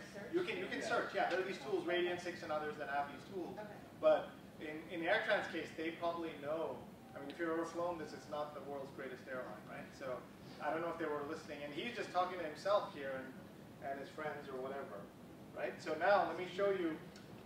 You know this situation when you're on a plane on the ground and the captain comes on and says, we're having mechanical trouble, so we're going to cancel the flight, going back to the gate. You remember this? It's one of the worst things that happens because then 200 people are all trying to call on the phone or get out of the plane. So 10 years ago, everybody who had a cell phone had an advantage over everybody else. So they're able to pick up the phone and call Delta, right? Today, there is something else that somebody else has the advantage. Not the phone people, but the Twitter people, right? Because what happens is you can tweet at Delta Assist, and they rebook you before you get off the plane. So while everybody else is on the phone scrambling with their bags, you're golden. And these are all examples. And by the way, these are not like the greatest hits of Delta Assist. These are things I found in 1 half-hour stretch. Just read them. Just like dramatic, right? Glad your Delta Assist people can make things happen when the phone rep can't. That's the power of this stuff. But you cannot be sitting there 2 weeks from now and saying, oh, yeah, I remember there was some guy came from New York, he said something, what do you do? It's too late, right? Today, you write down Delta Assist. Or you tweet at them today saying, hey, we're in a class and somebody's talking about you. So you get in the practice of doing it, and then when you need it, it's there. Everybody with me on that? Let's keep going. The new world of hiring, and we're going to stop after this. The new world of hiring. Wow, you might say, wow, this is really sophisticated, cutting-edge technology. What date is that?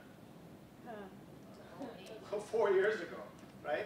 So you can imagine that in 1995, I could have done this session and said, the offer was made and accepted via email, and everybody would go, ooh, cutting edge, and so new, right? Now, most of us got our jobs on email, right? Somebody said, would you want this job? You say yes, and that's it, right? Also, people lose their jobs on Twitter. There's a famous case of somebody saying, I just got a job offer from Cisco. I don't know if I want to take it. And Cisco tweeted back saying, you must think we're not a technology company. Offer rescinded. And that was the end of it. Okay, so we're going to pause here. Let me tell you what we're going to do when we come back. We're going to go right from this into advanced LinkedIn stuff. A lot of LinkedIn. New LinkedIn has completely changed. 3 key factors. We're going to go into that. Then we're going to come back and we're going to look into all the changes on Facebook, and then all the new stuff on the new sites like Google+, and we're going to use some new tools that I want you all to know about. She's going to talk about Paperly, I'm going to talk about Pinterest, and then we're going to make the case, I'm going to make the case why the Instagram deal was a no-brainer when we come back. And then, of course, the very last thing is the social media success formula. You can tell I work in TV. I know how to tease things to later.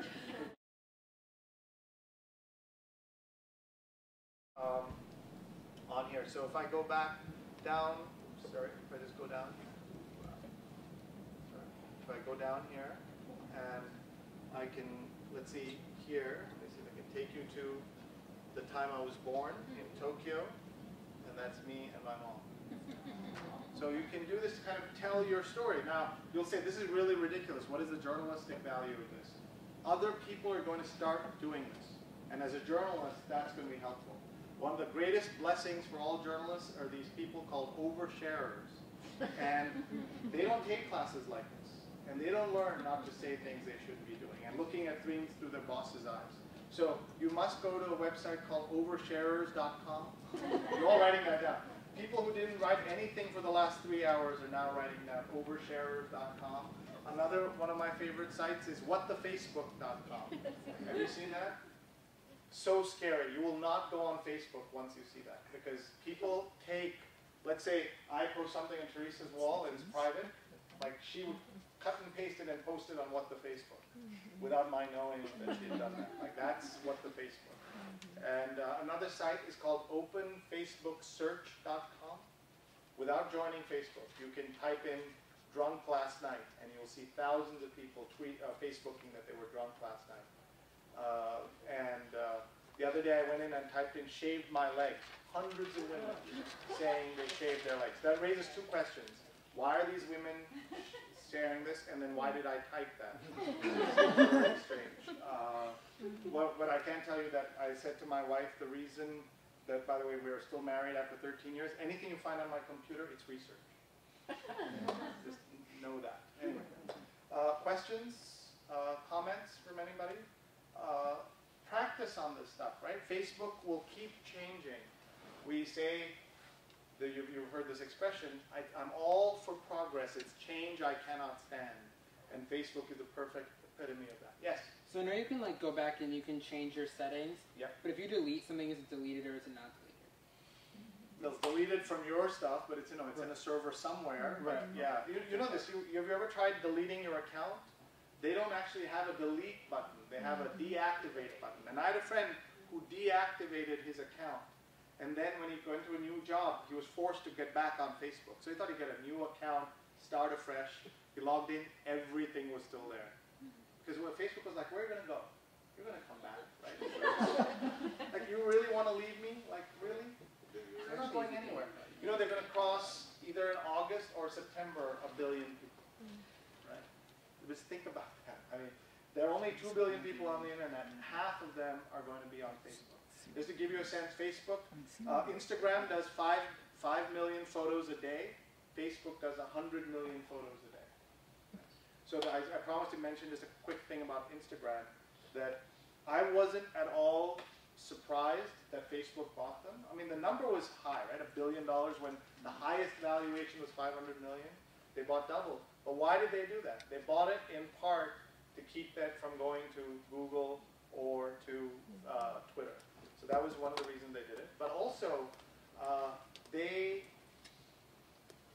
idea of mobile and the mobile tools on Facebook are not good compared to the ones on Instagram. You're nodding your head, you agree? Yeah, yes, technical term, yes. And that's one of the things that we need to be aware of, that these 2 people and 13 engineers built this thing that worked really well. And one of the entrepreneurship classes I teach, with a guy named Ken Lehrer, he invested in this. The students asked him, what is your favorite thing you've invested in? And he said, I invested in this thing called GroupMe.com, not Groupon, GroupMe, which is a group texting service. Has anybody used this? You have. You raise your hand for every single question. So you should be teaching this, not the other way. But what it is a group texting. So you take 10 contacts and hit one button, text to everybody. Hit another button, conference call everybody, free. So somebody said, how did this make money? He said, we don't care. What we want is a terrific product with a great user base of passionate, loyal users. The money will come after. He said that. 8 months later, Microsoft bought that company for tens of millions of dollars, right? So that's what. So how do you keep the professional from the personal, separate the professional on Facebook? Good question. Or should you? Good question. So let me, one thing, some of you, I won't ask you to raise your hands. Facebook, some people have 2 Facebook accounts. Especially if you have young people in your lives, they have 2 Facebook accounts. You have to teach them not to do that. I went to Hyderabad, a city in India, where I met the team in Facebook that does nothing but delete duplicate accounts and fake accounts. That's what they do. Hundreds of accounts a day are deleted. When they find your 2 accounts, they don't write you an email saying, which one would you like to keep? They kill both, right? So they want you to be real on Facebook. Why? Because they believe you'll be less racist, less misogynistic, less mean, less cruel. Why? Because your mother's your friend on Facebook, your mother-in-law, your boss, your priest, you're all there, so you'll be nicer is the idea. And I mean, that's debatable if that's always true, but that's what they're trying to do. So one of the things, Amit, that I was teaching journalists, that when Teresa was in New York, we were teaching journalists, is to have a second page. You can have a second page, but only one profile, right? And I have one, which is 3 tips. So if you go to my Facebook, there's an open account. You go to facebook.com/3tips, which are my technology. Sorry, this is still in the wrong place here. Sorry, I'm just going to go to 3 tips. So this is my technology tips. And there is a category. If you go to facebook.com/pages, and you can create a page for yourself, a business page, a fan page. I hate that term, so I call it business page. And so I created this. This is all about technology, and that's what I do. So I share all my tech tips in one place. I wanted to have that 2 lives thing that you were talking about. People have to friend your business page? They just have to like it. Yeah, they just have to like it. They don't have to be your friends. And it's a nice thing, especially for journalists, because a lot of our high school buddies don't want to hear about every story we write, right? But there are other people who do care, so they can go here. And when Teresa and I were together in New York, we were teaching this. But here's what's happened. Facebook, and the Facebook person in charge of all of this is one of my former students, a guy named Vadim Lavrusik, at Lavrusik, L-A-V-R-U-S-I-K. And what he is doing is he killed his business page. And he moved everything to subscribe. And he's saying you don't need both these pages. That you're not going to be able to maintain them. Instead, apply really good privacy to your profile. I have, however, chosen to maintain 2. And the reason, one is I want all my tech stuff in one place. 2, I found this really great young social media manager who is helping me run it. And she's terrific. Her Twitter handle is, her name is Eliza Cooper, and her Twitter handle is @ElizaIn140. What's interesting about her, apart from being a really good social media manager, is she happens to be blind. And she runs it, and she makes a joke. She says, yes, even a blind person can do Facebook. What's your excuse, is what she says. Right? She makes a living as a blind person doing Facebook and Twitter for other people, including for me, as you can see. Right? That's part of the reason I wanted to have a separate page that she can administer with me. But the other reason I did this is because I believe one of the most important things we need to add to our journalism repertoire is understanding analytics and data and how content is found and shared online. And one of the only ways you can do that for Facebook is if you run a page. Because if you run a page, you get this amazing thing called insights. And here is, remember I told you I have 5,000 fans or likes? 2.5 million friends of those likes. That's the power of Facebook. That these 5,000 people, and look, the content's going to 18,000 people. The only 5,000 people, but 18,000 are reaching it every week because they're friends of these people. And it's also, to have a page, like if you have a blog or website or special project, it's really good to have that page so you can kind of separate what you might put on your personal Facebook versus you can use a page for an area of expertise or a blog or a project. I totally agree. So the other thing you can do is if you don't want to create this, go to your nonprofit, go to your boss, go to whatever you work and say, can you make me an admin on your Facebook page? I promise not to post anything, but I just want to learn how this stuff works. You can export the data, you can see who likes it, what language they speak, what countries they come from. This is really important stuff, and we need to learn this as journalists. One of my thoughts about journalism is that we have this idea that journalism is the only field in the world where the workers didn't know how the money was made. And that if they knew by accident somehow how the money was made, it would be bad for them, the company, motherhood, and apple pie. So we need to learn all this. Like, look at this. I need to work on my Dutch followers. A really bad situation there. There's that Hyderabad, the city. Everybody understand this? So you could create it just for yourself, just to see how is it working, what's going on. And you can go to a boss and say, I know now how to manage a Facebook page for your company, and that would, or for your beat or whatever. Or one day you're going to write a book and you'll want to do this. So you can do that. But Vadim killed his page and moved everything to his profile. Yeah. How would you have a separate page on Facebook that hosts a blog? It's not hosting a blog, but you can link to your blog. So all your blog posts can go on Facebook. Right, Remember we talked about having all your content go home? That's what right. Right, so when I do a blog post, I can put it on my Facebook, but if I put it on my page, I'm reaching people that are not necessarily my friends, but they may be fans of my blog. The other thing you can do is run your Facebook page as a blog itself.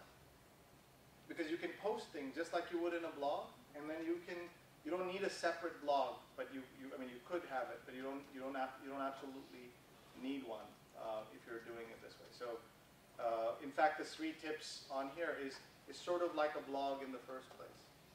And if you come down here, sorry, if you go down, this is like a blog of things that I'm interested in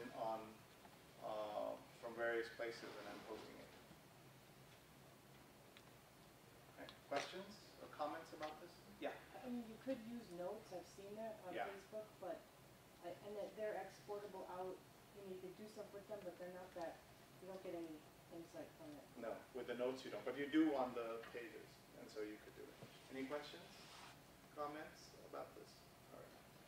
So now let's move on from here to look at some more new tools. I'll spend a couple of minutes on Google+. Anybody here a Google+ fan? Everybody's on Google+. Anybody here understand how they're using it and why they're using it? No, right? No. The Wall Street Journal wrote an article saying Google+ is a ghost town. And I tell people that the power of Google+ is not in the plus, it's in the Google, right? And every column I write, every post I put together, I post it to Google+. It takes about 15 seconds, and I do that. Why do I do that? Even if no one else reads it, one person reads it. And who's that? The Google monster, right? And I want the Google monster to know that this is my content and associated with me. So take the time, even if there's nobody reading it, just keep posting it on there. Because what's happening, you've started to see. If you search for dogs, you'll start seeing little faces of your friends who've mentioned dogs anywhere online. Have you started seeing that? Personalized search bar at the top. You're also starting to see on Google+ that they do this thing where they take, if your company hasn't done this yet, ask them to do it. A line of code. And then in news search results, if you did a story on a bombing, and so many other people did, your listing will come with your face. And people will always click on your face over another text. So if you're a news organization, take this line of code and have them put it into the Google search results. It's really important. And the importance of filling out your Google profile, it might be even more important than your Facebook profile, for example, because someone Googles your name, right now your Google+ profile, if you have filled out, will be one of the first things to pop up. And you can define yourself that way, right? So when you search Google and you search for Sri, I come up first. SriSucks.com comes second or third. I don't care, right? So all that matters is what your Google results are. And so help that by giving it more Google juice, by feeding it the right information, including the profile. Yeah, sure. And the thing about Google Plus too is that it can be a place like that you can link back to everything. So you can embed. So how where do you want me to go? Just search for you here? Yeah, we'll just do that. And you can put a link to your blog, to your LinkedIn, to your. See, it's the very first thing. It's exactly what I was talking about. So. And look, they redesigned it. I don't know if you've seen it since the redesign. It looks much more like Timeline. Big picture, and then all this stuff on the right and left. Go ahead. Right, so you can also put in there on your profile, your link, connect to your LinkedIn, connect to your Twitter, connect to your Facebook, connect to your blog, so then people can find all your other activity online. And you have like a little bio, so see how those links, Everybody see why that's important? Yes, I'm not very well versed with Google Plus, but if you already appear as a link on Google, will it push you up in that search if you're on Google? Well, it can't hurt is what I would say, right? So that's why you've got to keep feeding this beast, and you've got to do that. All right, let's keep going. Any other Google questions? So we got several things we want to cover here. Let's talk a little bit about Pinterest. Anybody here on Pinterest? Several people. So I wrote this article, 6 Things I Learned from 6 Days on Pinterest. I meant to say as the only man on Pinterest, but clearly Rob is there as well. Rob and I are the only men on Pinterest. Or were the only men. Sensitive man. Yeah. Here, if you want to read this article, bit.ly/streetpint. So you can write that down and you can read this article and it explains. So a couple of things I learned from this. One is that Pinterest is real. It's a real thing. It's not like, oh, maybe it's not real. It's now the 3rd largest social network in terms of usage and traffic, more than LinkedIn, right? Second, for journalism, it really has a couple of roles. One is that you can use it to share information that is more long-lasting than Twitter or Facebook, because you can build these things, these boards, these bulletin boards, and you can have them last a little longer. You can also be collaborative. The way Eliza and I work on Facebook is unusual, but you can do that with a board. We could have just thrown up a board. In fact, I should do that next time we do these. You throw up a board and say, hey, everybody, contribute to the board. What are the important articles from today? And you can pin it, and you can see that. So you can find me on Pinterest/StreetTips if you want to find me there. And I do a couple of collaborative boards. Also, the other tip that someone gave me is the links you put on there should be more evergreen than the Twitter. So put less breaking news and put some of your feature stories. Like you could have one called John Features, like all your best feature stories on there. The other problem with, the main problem with Pinterest, copyright issues. Freaking out photographers. The photographers are freaking out, but they're also using, some of them are continuing to use it. But you know, same thing on Facebook also, there's a problem with, you know, who owns the pictures and things like that. But it's certainly something. Yesterday I met a photographer who said, I'm worried about it, but I want to get my pictures out there. And she says, so she doesn't put her best picture, she doesn't put the high-res pictures, but she puts them on there. Because frankly, anybody can steal your pictures anyway. Even if you put in a copyrighted wall, anyone can screenshot it and grab the photo anyway. Any other questions or comments, Rob, or anyone else want to add about Pinterest? Well, I just think this is just starting out for journalists, because you probably know Dory Maynard after Trayvon put up, you know, Black Man I Know and Love, and then somebody said, why don't you make that a Tumblr and so on. But I think it started out as kind of a lucky shopping wedding planning site, but now it's just... And we are just getting started. I completely agree. With all of this, I like to say we're at 1996 as far as the web goes. We're just, you know, some people will get these and get these early. If Instagram is worth $1 billion, Pinterest is, several times that in terms of, there was an article today that it's worth $7.7 billion on this. I know a family where one of the cousins was employee number 50 at Facebook, and then she was supporting her husband who didn't have a job, but or didn't have something that he was doing. She was working on the side project. That side project became Pinterest. So wife is employee number 50 at Facebook, and husband is employee number 1 or 2 at Pinterest. So they're going to be fine. If you're planning to stay awake, worried about that family. Questions from anybody? All right, so now let's do a rapid fire tools and new things that I'm playing with. But first, I'm going to ask Teresa to show us Paperly, which we see a lot of, but I don't think people use it as well as they could. Go ahead. We'll go to paper.ly, and what it is, it's using Facebook or Twitter. You can basically start an online newspaper. And so what it does is it creates a daily, or you can have an update twice a daily based on what you and the people that follow you are posting on Facebook or Twitter. And there's all kinds of, it works really well if your Twitter, for example, has a specific focus, like travel writing or the environment, or in my case, my blog about Latino issues. And so I have like the Chicanissima Daily. And so it's just making a kind of daily newspaper out of what people are tweeting tweeting or putting on Facebook. But one really cool thing, you can activate a setting so that every day at a certain time, it'll send out a tweet of the top stories on your daily. And what that does is it, like Sri talked a lot about being generous and building your social media following. So every day, without me doing anything, it says, read the Chicanissima Daily, sends out the URL, and then at least 3 or 4 people. And I can't tell you how many people thank me every day, and I have really done nothing. It did it for me. And then, but if I want to spend time with it, I can take 10 minutes and go in and retweet again what was already put on my daily, and then build more goodwill. So it really helps build your audience and your network with very little work. And it's just a really great way to kind of just see what everybody else is posting, because you get the top of the stories as opposed to, on Twitter, you're just seeing a link and then you have to click and for the story. So, any questions on that? Does it kind of automatically? Like in New York last summer, last fall, I had a student do one for the NYCHA, which is the public housing for New York. He did a NYCHA daily, and so everything was public housing related. And then, within a day, the people at NYCHA retweeted him and thanked him for doing that. So it can be really good for a topic, a beat topic, and they have it all categorized.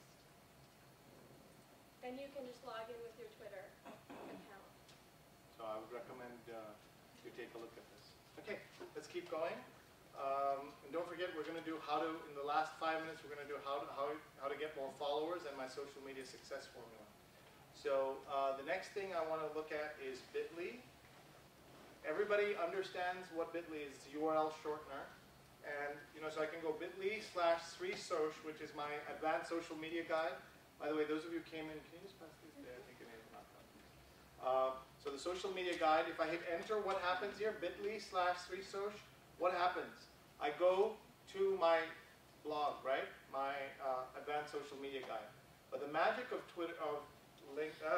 Bitly is this: bit.ly/SriSoc+, right? So when I do that, it shows me who has come. It gives me traffic. So in the last hour, I've got 2 clicks. One of them was mine. But I pull this down. In the last 14 days, here are 77 clicks yesterday. Or in the last 30 days, what has happened? Right? So 704 clicks. And you can see what countries they came from, and then who tweeted about it. Look at how useful that is. Right? And it's a free service. And one thing you have to know is that the biggest result of doing this is disappointment. Okay? Because you will get a link and you will send it and you will put a plus and you will say, well, I have 3,000 followers. Almost nobody will click on it. You'll be really upset. I had somebody who tweeted something with 1.5 million followers. So I was ready. I was so excited. I was going to get so many more followers. My content was going to go viral. I was going to IPO almost immediately. And I got 99 clicks. 99 clicks. But the way I made peace with it was 98 of them would never have seen my content if it weren't for this. That's how you have to think. But you can do this with anybody's content. They have these private label ones. NYT.ms is the Times one. PEP.SI is Pepsi. All of these stations have, all of these brands have them. You can put a plus at any of them and see it. If your boss ever sends you a Bitly link, click on it. Because he or she might be tracking you. You might send a link to your mom saying, here's my big project, I worked 6 weeks on this, and she won't open it. And you will now know that she didn't open it. If my boss ever sends me a Bitly link, I'll click on it 3 times, just to be sure. He knows that I opened it. Yeah? One thing I'm not sure of is, if you share it on Twitter, Twitter now converts all links to its t.co. Right. So I'm not sure if it messes up with the statistics on Bitly. It actually then goes through and then it counts both of them in there. So I've seen it work, but I haven't seen the numbers drop. The numbers are already terrible anyway. So I haven't seen them drop that much dramatically once that's which I know what you're talking about, but I haven't seen it. I wonder if there's any literature on that or anybody's posted on it. It'd be a good thing to check out. Everybody understand how this works? I want every journalist to have a Bitly account because you want to be tracking this and you want to see directionally where this is coming from. It's a free service, and you can get a list of the things you've posted, and you can see in a week, are your numbers going up? You get a sense of that, and it's very, very useful. Do you want to add anything to this? So please think about getting a free account, and then using, you can also get what's called a Bitly sidebar, which you go under Tools on this. You click on Tools, and they have a sidebar bookmarklet. You grab this and put it here. And then let's say you're reading my hashtag story. You click Bitly sidebar, and it opens the sidebar here. And you can tweet right from here. Does everybody get that? You can shorten it and tweet it, and I'll do all that from right here. That's why I like that, Bitly sidebar. So definitely think about getting that. Questions from anyone?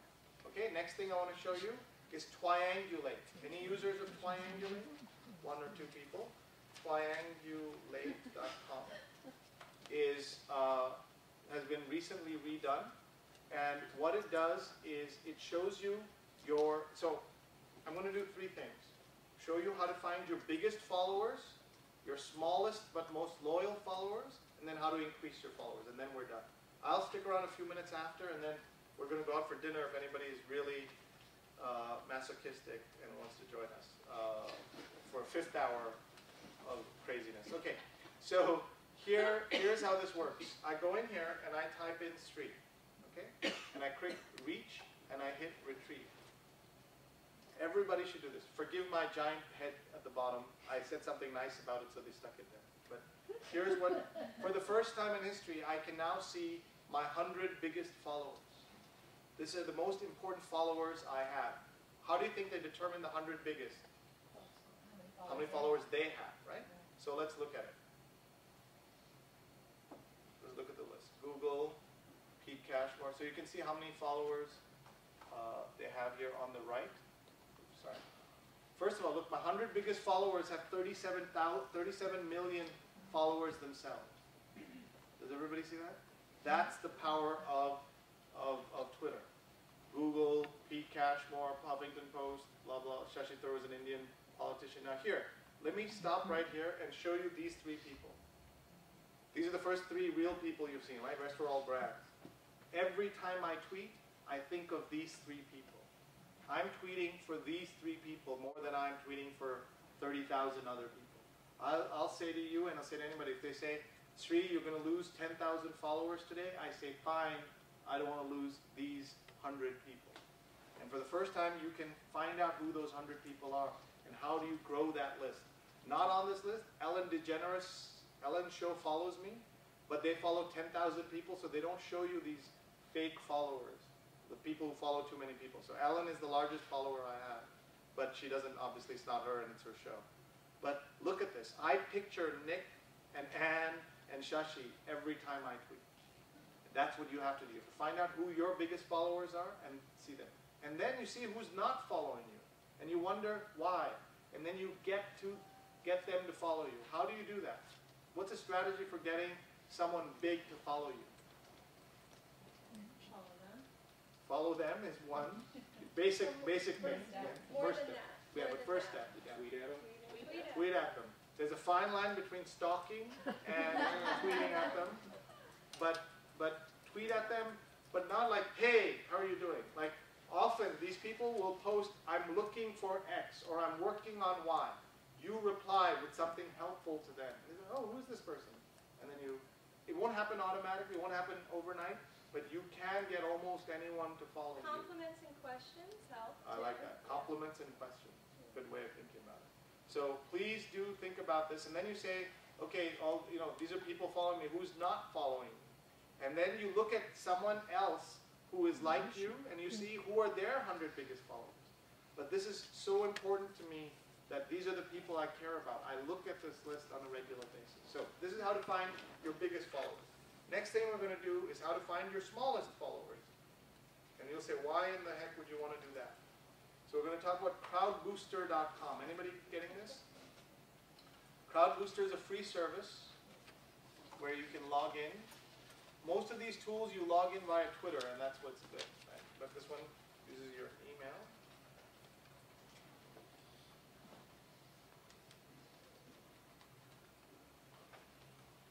All right, stay signed in. No?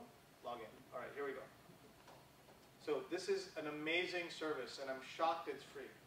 First, it'll tell you that you should be engaging with 2 influential followers who recently started following you. So it gives you a list of who's following you based on their clout score. We can talk about clout if you want later. All right? This is Chicago, that's okay. What? We know what. You know what clout. You know about clout. Okay. Next, it shows you how your tweets are doing. This is so useful. It shows you your tweets on this graph. It says this tweet, how to verify content from social media, had 130,000 impressions. And then here, this one had fewer impressions, but more retweets. What is this tweet? Oh, something we did at Columbia. You see this? So for the first time, you can see how all your tweets did.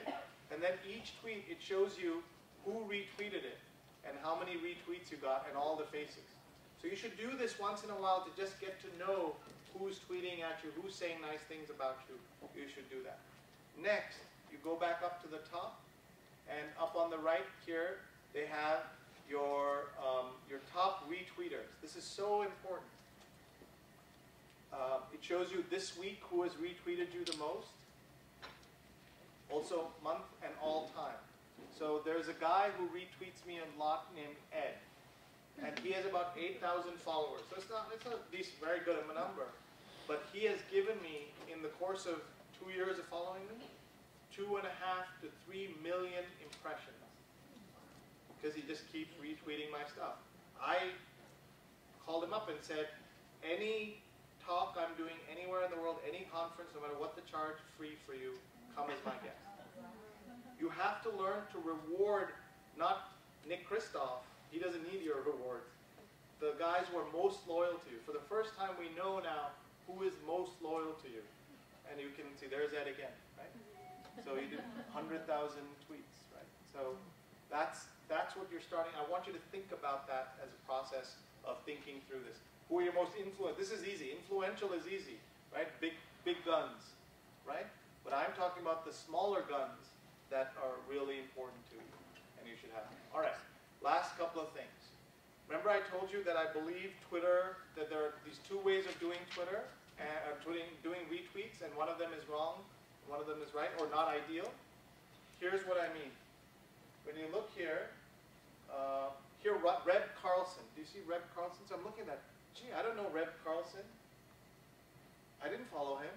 And then it turns out I'm not following him, right? It was retweeted by Emily. Everyone knows how this works, right? This thing here.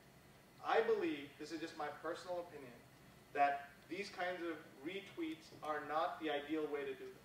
Because you won't know who has, the people who you retweet will not know that you did them this enormous Twitter favor. You've got this like Twitter chit with them, but they won't know because you do it in that automatic, or what's called a native retweet. I prefer to do the manual retweet or the quote retweet where you cut and paste and post it, and then you do that. It's a lot of work, but the advantage is everybody knows that you retweeted them, and that's really important. But here's another thing that you also, why I think Twitter itself doesn't care for this.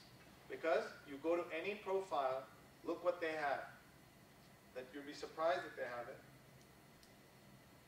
Turn off quote retweets. I mean, automatic native retweets. You see that? Why would they have that? Because they know it's irritating to people to have this. The whole point of retweeting, in my mind, is you want to say, give your followers some context.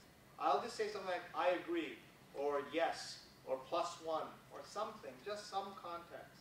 And that's why I don't do it this way. All the cool kids do it this way. I don't do it this way. In part because a lot of my followers are new to Twitter, and I'm trying to teach. Like every tweet, I'm using it as a chance to teach how to do it. So a couple of thoughts on my tweets.